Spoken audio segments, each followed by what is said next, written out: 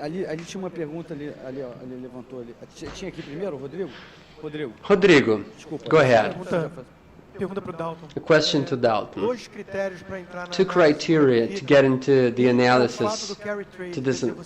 How about the carry trade? You're increasing the monetary base, encouraging financial assets, but as money doesn't have a stamp, Mr. Smith end up funding assets in Brazil or generating inflation across other countries with commodities and peaking and so on and so forth. And the second criteria would be, what about the U.S. being a world reserve? How does that influence this analysis?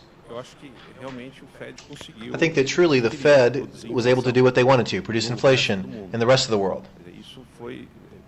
This was a brilliant execution by the Fed, what I call the infantilization of monetary policy, whether it's mercantilism of the 16th century,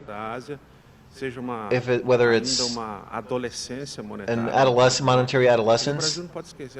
Don't forget that in Brazil, we were dealing with a 3-decade hyperinflation. We just started riding the bike, and that doesn't mean that we can start driving a motorcycle or a car. The carry trade is inevitable. As I also see that it's inevitable that we'll have capital controls. I can't imagine that the world will go in a different direction to defend this, which is to create narrow aggregates in the United States and Europe, and this will have repercussions in healthy countries. When I talk to foreign clients, I feel good about saying that Brazil is much healthier than the rest of the world.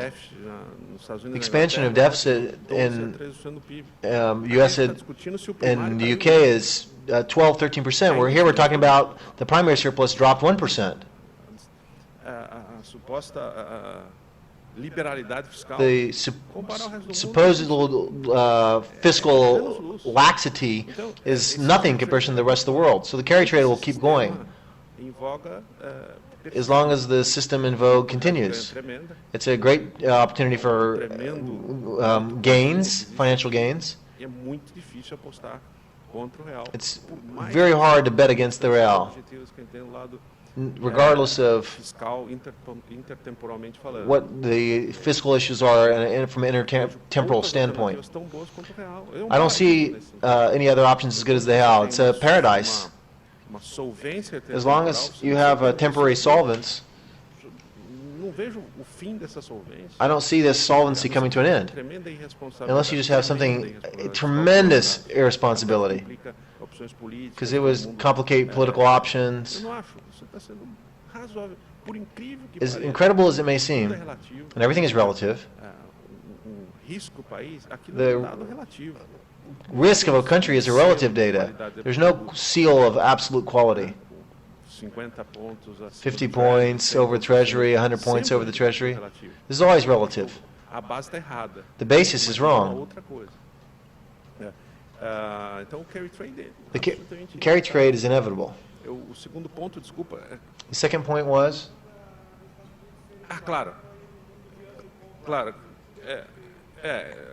No microphone. The second issue, that's a paradox, is that I still buy dollars, despite the results of this ugliness contest. Europe is almost in the stage of Latin America in the 80s. The profile of debt in Argentina before the crisis was much better, more interesting than Greece. And in Argentina showed a great problem. So we're in the beginning stages. The biggest worry is Spain due to its size. So, as incredible as it may seem, we could live with the horror of inflation and deflation. We can live in a world where we can be successful buying gold and dollars.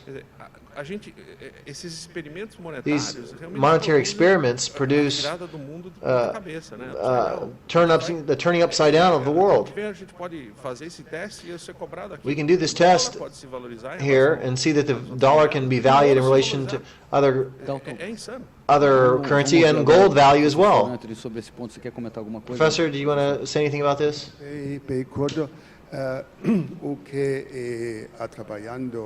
According to the monetary policies in the U.S.,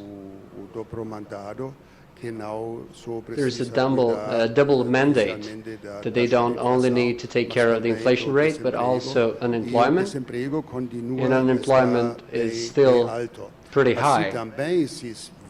Likewise, actually differently from the European Bank that has increased its policy rate, the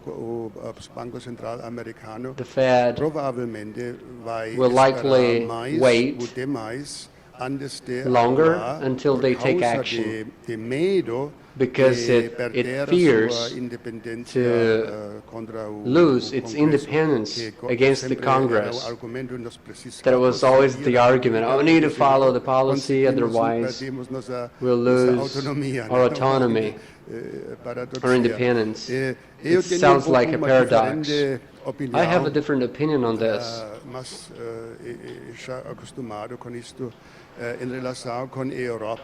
In relation to Europe, I think that the media exaggerates too much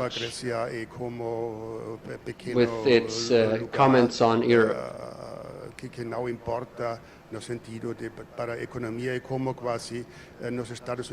It's almost like in the U.S., where you have like having an economic issue in Rhode Island, and now that means a bankruptcy of the dollar. Of course, that is an exaggeration. That's exactly what happens regarding Europe. Ever since the euro crisis, when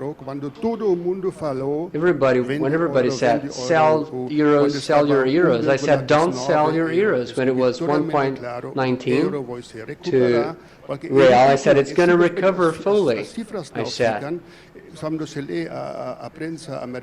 Because the American media, if you go and read that, they have no idea what's going on. They know nothing about the mechanism in place. And recently, the euro is picking up. It's 1.42 again. Okay. Just to keep in mind, it's not just Greece. Now, there are other countries in Europe that are having issues. A question there. I'd like to ask Gardimam, who's going to pay the demand for bonds, American bonds in July? And what if the central bank starts to sustain this, to support this demand? What's the risk of inflation? Because there is certain uncertainty regarding the dollar. If you want to imitate a great money maker, you have to watch what the American banks are doing today, like the Japanese banks did during 20 years.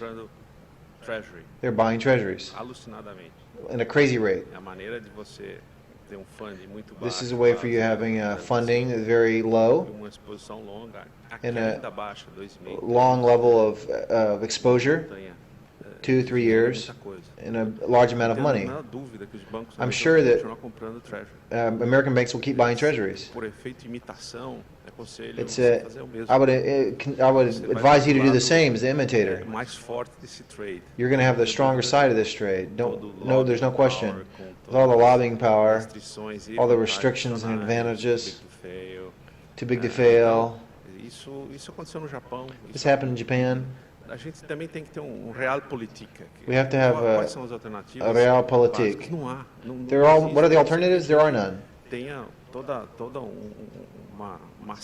Unless we have a complex action, as Rothbard said, you can make these changes from within.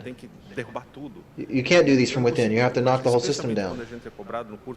When we're requested to perform at the short and medium term, we can't expect these long-term projections to help us deal with the short term. What are the banks going to do? They're going to keep buying these. They're not going to lose money. Tempo, infelizmente, Our time acabou, mas is eu up. convido, em primeiro lugar, agradeço a ambos nossos brilhantes But I palestrantes. want to thank both of our speakers, and I continuar as invite you all perguntas no to intervalo. Temos meia hora continue de the intervalo. questions during the Às break, 13h30 recomeçamos. Muito obrigado. and we'll start back at 3:30. Thank you very much.